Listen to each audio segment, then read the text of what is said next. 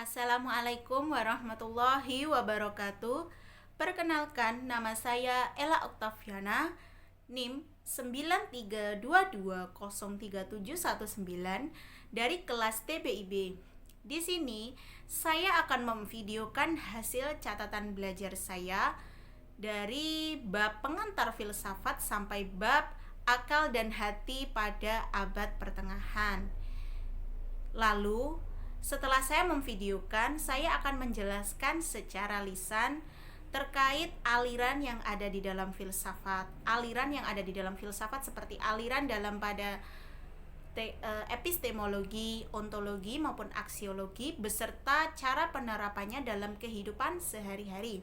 Setelah itu, saya juga akan mengangkat satu tokoh filsafat pada abad Yunani kuno. Di situ saya juga akan menjelaskan seperti apa dan bagaimana pemikiran dari para tokoh tersebut dan seperti apa pula pemikirannya pada kehidupan sehari-hari. Terima kasih. Di sini saya akan mulai dari halaman pertama, yaitu identitas. Yaitu di sini ada nama saya Ella Oktaviana dari kelas TBIB NIM 9322037719 dan mata kuliah filsafat umum. Lalu kita lanjut ke halaman selanjutnya tentang pengantar filsafat. Selanjutnya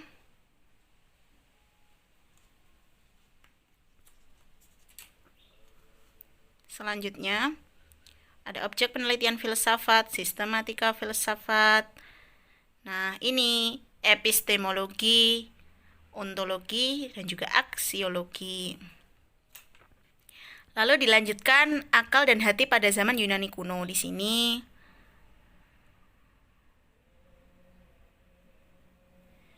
ini adalah para tokoh-tokohnya nanti. Ada Thales, Anaximander, Heraklitus, Parmenides, dan juga Zeno.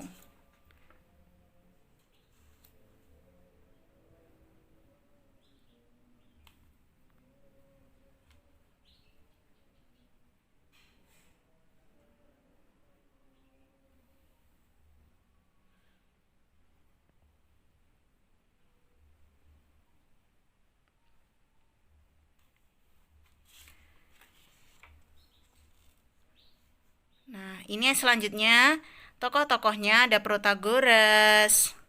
Ini masih pada zaman Yunani kuno. Ada Gorgias. Lalu ada Sokrates. Dilanjutkan dengan ini masih Sokrates karena Sokrates ini memiliki perjalanan yang sangat panjang ya dalam berfilosof. Lalu dilanjutkan dengan Plato.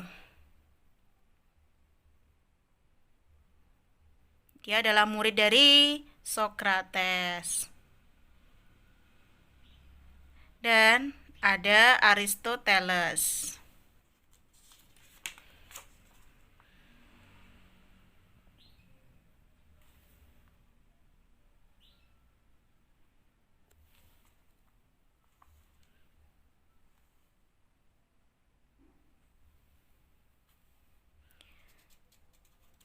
Setelah itu dilanjutkan pada bab akal dan hati pada abad pertengahan. Di sini dimulai dari Plotinus.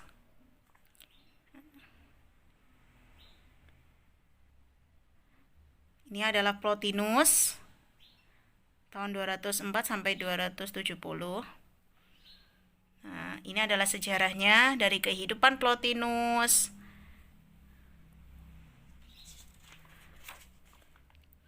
Metafisika Plotinus.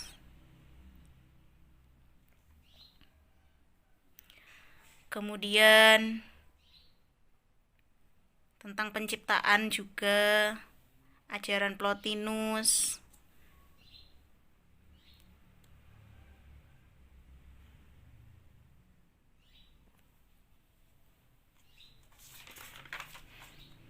Lalu ada tentang ilmu juga.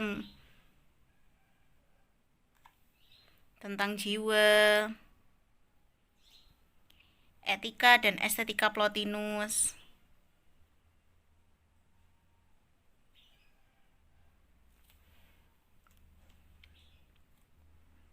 Ini ada kedudukan.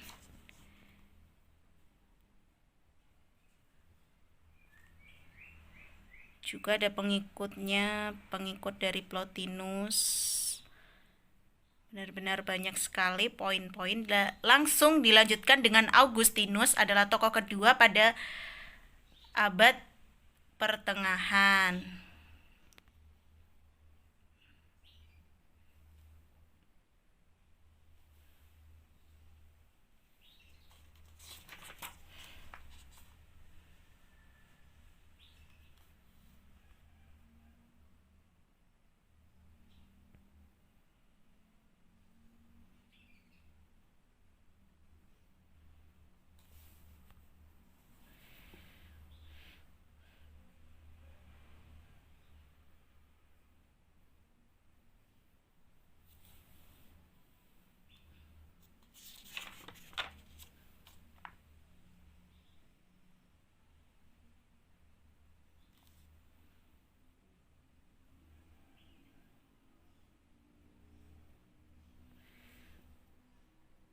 Ini adalah teori Augustinus tentang jiwa. Di sini moral dalam sistem Augustinus. Lalu ada tentang gereja, ilmu dalam pandangan Augustinus, the city of God,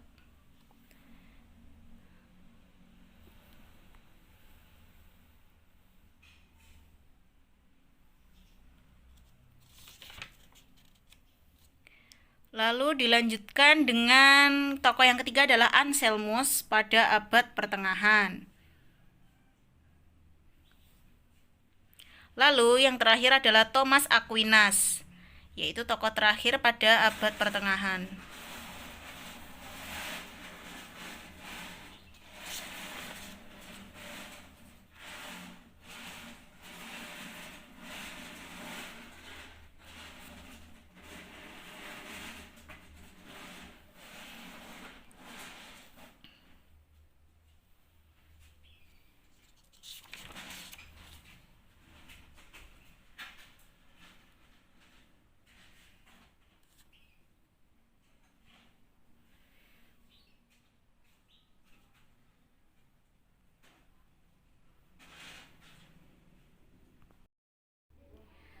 Assalamualaikum warahmatullahi wabarakatuh. Perkenalkan, nama saya Ella Oktaviana, NIM 9322037119 dari kelas TBIB. Di sini saya akan menjelaskan secara lisan tentang aliran empirisme beserta cara pengamalannya, dan juga saya mengangkat tokoh Heraklitus pada akal dan hati zaman Yunani kuno.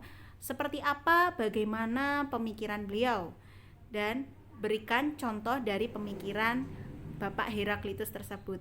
Pertama adalah aliran empirisme.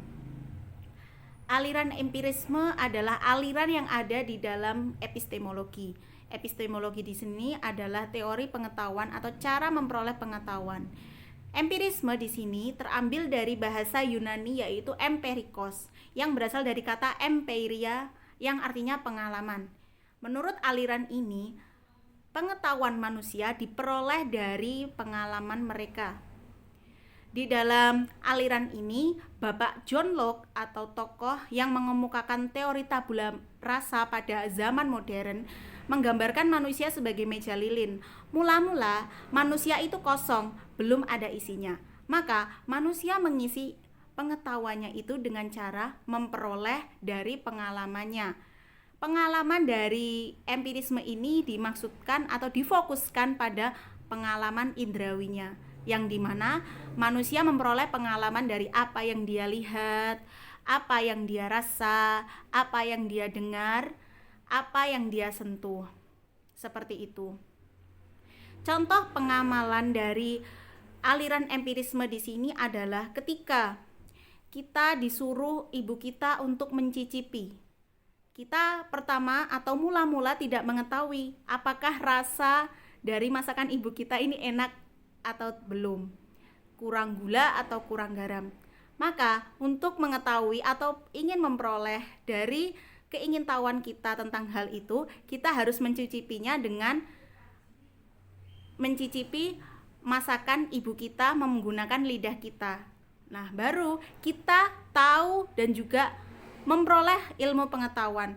Apakah masakan ibu ini enak, kurang enak, atau kurang gula atau garam.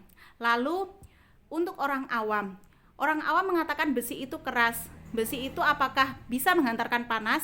Jawabannya, manusia awam tersebut memanaskan besi untuk mengetahui apakah besi itu adalah bahan pengantar yang aktif, bahan pengantar panas ataupun konduktor.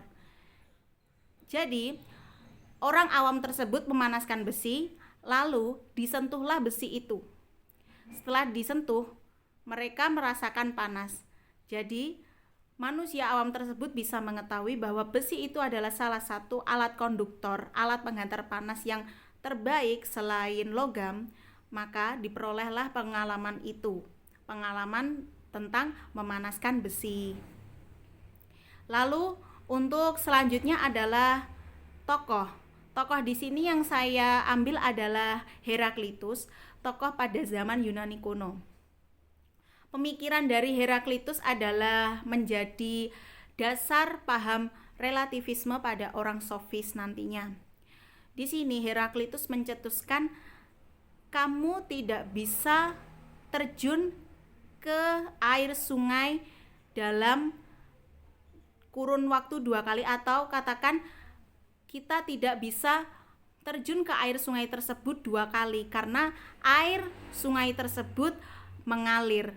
Di sini kita bisa menangkap pengertian bahwa kita belum tentu bisa terjun ke air sungai dengan kondisi yang sama, karena kemarin kita sudah pernah menceburkan diri ke air sungai, dan untuk besok apakah air sungai itu jernih seperti sebelum saat kita menceburkan diri? Nah, kita saat menceburkan diri sungai itu jernih, tapi keesokannya apakah sungai itu bisa dikatakan jernih? Ya bisa iya, bisa tidak. Tetapi air atau volume atau kualitas dari air tersebut berubah karena air sungai itu mengalir, membawa komponen-komponen. Jadi, bisa dikatakan air sungai tidak jernih. Nah, dari pemikiran filsafat Heraklitus ini kita bisa menangkap bahwa kebenaran itu selalu berubah. Misalkan kita mengatakan hal ini adalah kebenaran, tetapi belum tentu besok menjadi kebenaran. Katakanlah contohnya pada perkalian 2 kali 2 sama dengan 4. Ini adalah suatu kebenaran, tetapi kebenaran itu tidak bisa terjadi 2 kali. Bisa dikatakan 2 kali 2 sama dengan 4 itu juga belum tentu benar di kemudian hari. Bisa jadi ada cara lain untuk memperoleh perkalian angka berapa dikali angka berapa untuk bisa menghasilkan 4. Jadi seperti itu. Tidak statis. Dunia, alam semesta ini selalu berubah. Katakan, dulu sebelum peradaban manusia ataupun ilmu teknologi yang masuk ke dunia kita, katakan, manusia memperoleh cara memasak, bercocok tanam, ataupun memperoleh makanan dengan cara yang manual, dengan alat seadanya dan mengambil dari alam. Dan sekarang pengetahuan, ilmu pengetahuan dan juga teknologi semakin berkembang dan juga peradaban manusia semakin baik. Jadi kita memperoleh makanan, memiliki tempat tinggal, bahkan tempat tinggal yang kita miliki tidak seperti tempat tinggal yang dimiliki orang dulu, karena memang dunia atau alam semesta selalu berubah. Melainkan kebenaran juga disebutkan oleh Heraklitus, kebenaran selalu berubah, tidak statis juga tidak tepat, tidak tetap maksudnya. Jadi seperti itu. Demikianlah penjelasan dari saya. Mohon maaf atas kesalahan, baik salah kata ataupun perbuatan. Wassalamualaikum warahmatullahi wabarakatuh.